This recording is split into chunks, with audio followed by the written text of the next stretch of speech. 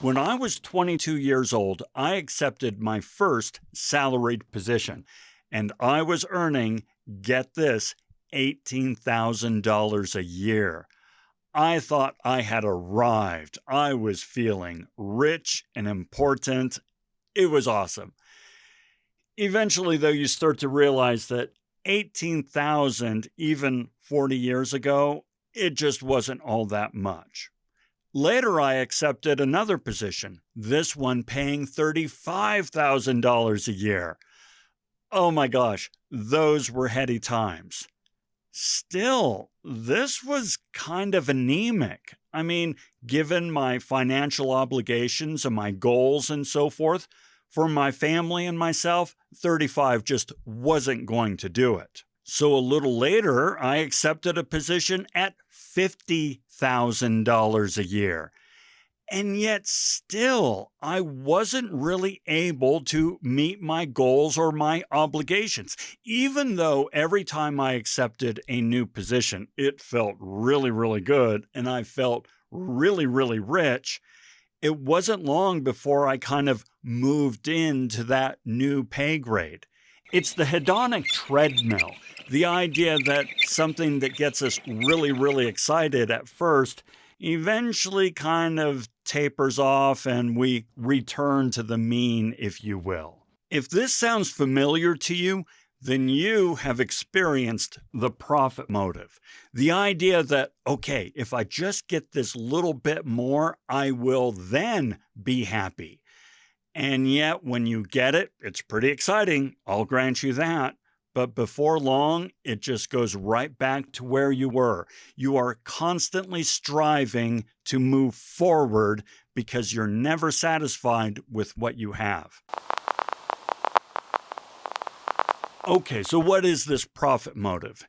It is the drive for financial gain, to constantly push ourselves to earn more. Essentially, it acts as an incentive for us to engage in trade and commerce, all with the ultimate goal of increasing our financial lot, meaning make money. When we decide whether or not to engage in a given opportunity, we kind of perform this calculus in our mind. Will what we get out of this activity be greater than what we put into it? Will we profit from engaging in this activity? That is rooted in the profit motive. Let's increase our financial gain. In his book, The Wealth of Nations, Adam Smith says, "It is not from the benevolence of the butcher, the brewer, or the baker that we expect our dinner, but from their regard to their own interest." In other words, we work to better our own situation, not for the betterment of others necessarily. To illustrate this principle at work, let me tell you a story. Early in my career, for a short while, I worked as a purchasing manager for Intel Corporation.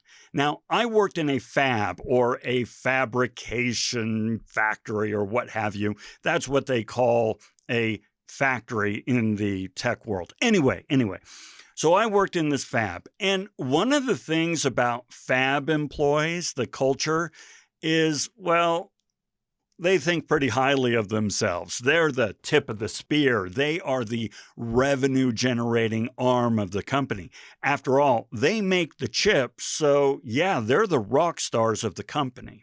And yeah, while I wasn't making chips, this sort of cultural hubris that exists in the fab, it extended to me as a purchasing manager as well. I thought I was pretty darned important. Well, this sort of self-absorbed attitude bubbled up to the surface when I was applying for a job with the payroll department, with HR. Now, one of the things about HR is they are considered a cost center, meaning you have to spend money on HR, whereas a fab, it's a revenue-generating department, right? Okay, so I'm applying for this job, and I'm like, okay, well now, how do you motivate employees in payroll to really stay focused and do their job when they're a cost center? I know, it's a dick question, but that's where my head was at the moment. Well, one of the hiring managers, her response was both to the point, and illuminating. She said, "People work at Intel to make checks, not chips." Both at the time and today, I cannot think of a better example of the profit motive. I mean, yes, we have a bunch of PhD'd engineers making what were at the time the most cutting-edge CPUs on the planet, and yeah, paid really, really well for it. But here's the thing. As much as the company would like you to think that your raised Etra is making chips, the moment the checks stop flowing, you wouldn't show up to work. I mean, this isn't to say that you don't love your job. You love your job. You're dedicated to it. You are one of a handful of people who can actually do this kind of work. And yet, if it doesn't feed the bank account, you don't do it. It was on that day with this epiphany offered to me that I left manufacturing and I went into HR, because it's truly HR that has the greatest impact on employee productivity. I know what I just said, and I stand by it. Now, there are a lot of reasons that this profit motive thing, it's pretty awesome. For example, I'm a big fan of personal and professional development. One of my favorite sayings is, "I'm better today than I was yesterday, but not as good as I will be tomorrow." The profit motive motivates me to push myself, to develop myself, to become better at my craft. Now, yes, the profit motive really focuses on developing wealth. I get that. But the same motivation, the same driver affects us in many other ways. It can act as a driver to help us increase our influence, knowledge, education, personal time, social good, or what have you. The profit motive really inspires us to make things better in whatever sphere is important to us. Strangely enough, and perhaps a little disturbingly, the sleazy antagonist from the movie Wall Street, Gordon Gekko, he makes a compelling case for the profit motive when he says that greed, for lack of a better word, is good. Greed is right. Greed works. Greed clarifies, cuts through, and captures the essence of the evolutionary spirit. Greed in all of its forms. Greed for life, for money, for love, knowledge, has marked the upward surge of mankind, and greed. I think it's interesting that he would say greed, for lack of a better word, is good. Greed, because of the Puritan environment that at least we've grown up with here in the West, greed is seen as a negative. However, if we were to replace the word greed with the profit motive, all of a sudden, his spiel, it would start to make some sense. All of this leads to increased productivity, which then results in an increased standard of living for us. Economists have long argued that productivity is a key driver in determining the wealth of nations, to coin a phrase from Adam Smith. In its simplest form, increased productivity means, well, getting more for less. More quality, more products, more affordability for less money, less time, less investment of resources. So as a result, standards of living rise. And this ability for us to get things faster, cheaper, at a higher quality than ever before, this is all a result of the profit motive. First, the profit motive tells us that our current state, where we are right now, is not good enough. And if we work harder, faster, and smarter than before, we can improve our situation. The problem is we live our lives in our current state. We are never not in our current state. And so if the profit motive is telling us that our current state is insufficient, then that means that we are living our lives in a perpetually insufficient state. That's not good. Living our lives feeling dissatisfied with our lives, we will never be happy. We constantly tell ourselves, We will be happy when. I will be happy when I graduate. I will be happy when I get married. I will be happy when I land a career. I will be happy when I get this promotion. I will be happy when I retire. I will be happy when, well, after retirement. Anyway, the point is, if we are dissatisfied with where we are now, we will never be happy. And even when we feel those moments of happiness, when we do get that promotion and so forth, remember the hedonic treadmill. It won't last for long. Pretty soon, that promotion is going to feel just like another daily grind. Furthermore, despite maybe what we've been taught, increased profit does not necessarily equate to increased happiness. The whole idea of I will be happy when suggests that the only thing standing between us currently and happiness in the future is the acquisition of something. However, this isn't necessarily the case. At least this is the assertion of something called the Easterlin paradox. Now, obviously, money can bring about greater opportunity, reduce stress, and make life easier for us. I totally agree. However, the Easterlin paradox says that this only works to a point, and eventually it will not equate to lasting happiness. Easterlin's research found that in the long run, there's no consistent correlation between how much we earn and happiness. So while the profit motive is constantly driving us forward to increase our material lot and by extension, our happiness, turns out, according to the research, this is an empty promise. Another thing we need to consider is how we live our lives in context to the past.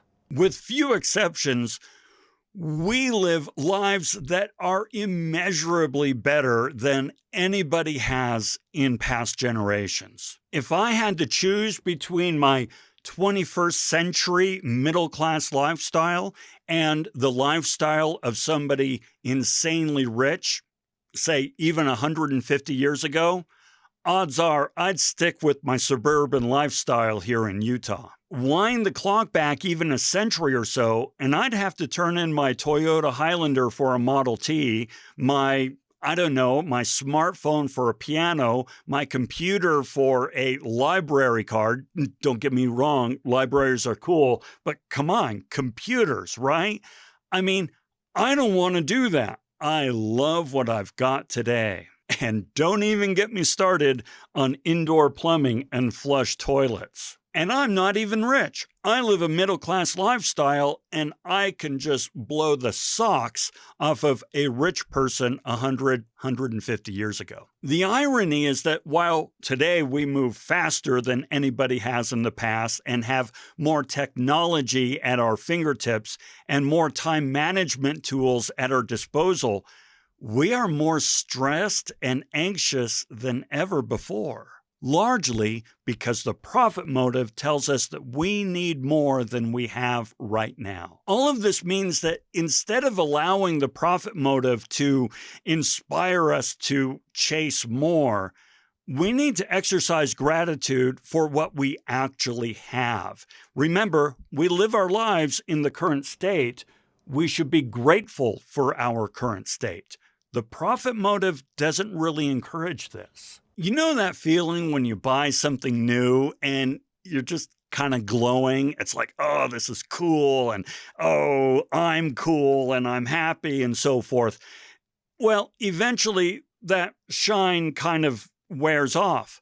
But if we can actually step outside of ourselves and look around at what we have and remember that shine, that feeling we had when we first bought it, well, we're surrounded by all of that stuff. I mean, it would be extraordinary. It's also helpful to take a moment and really think about the value that something provides. Now, one way to look at this is to examine it through the idea of from 0 to 1.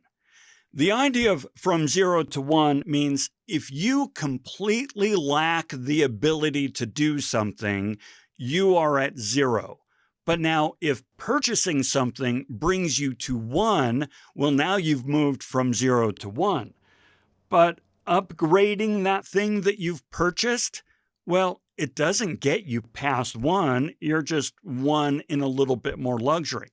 For example, if you don't own a car, you have no mobility. I know there's buses and so on and so forth, but bear with me. So no mobility, you're at 0.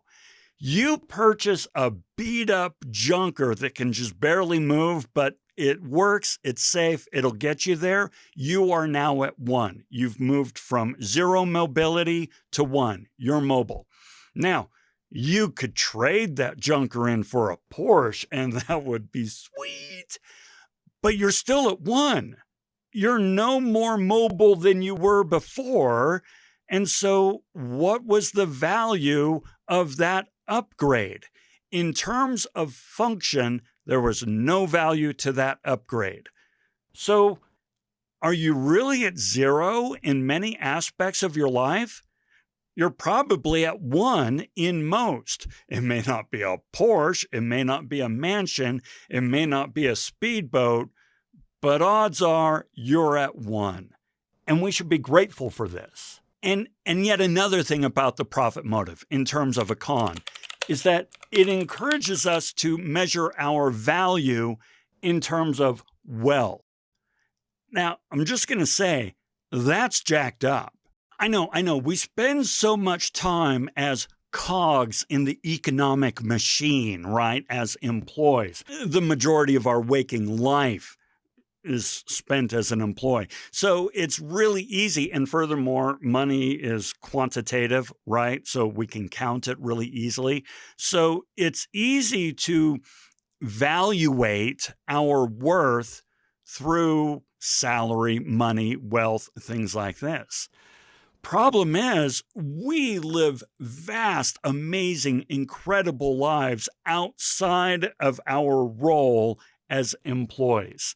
We are parents, we are siblings, we are offspring, we are community members, we are many, many, many things.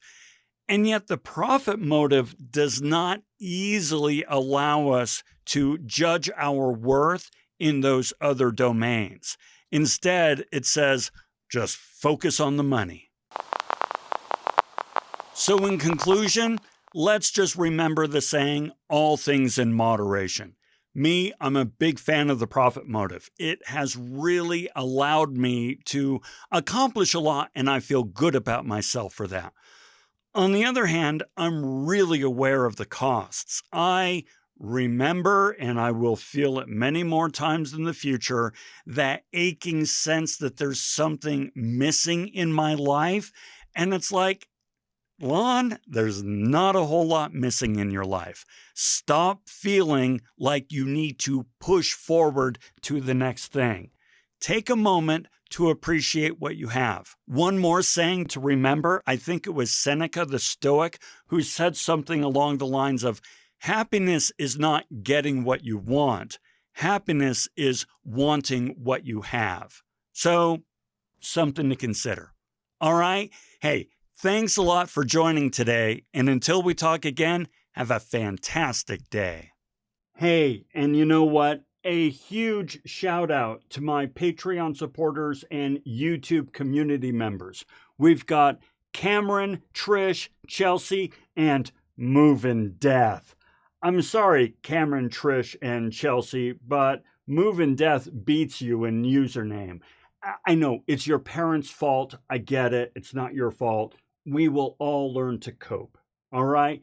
Thank you so much. It truly means a lot to me that you would support me in all that I'm doing here at Nutshell Brainery. Thanks a lot. And anyone else, if you want to join these amazing people and support me, there are links in the description below about how you can support me either through Patreon or through the YouTube community. All right? Hey, thanks a lot. And this time, until we talk again, have a fantastic day.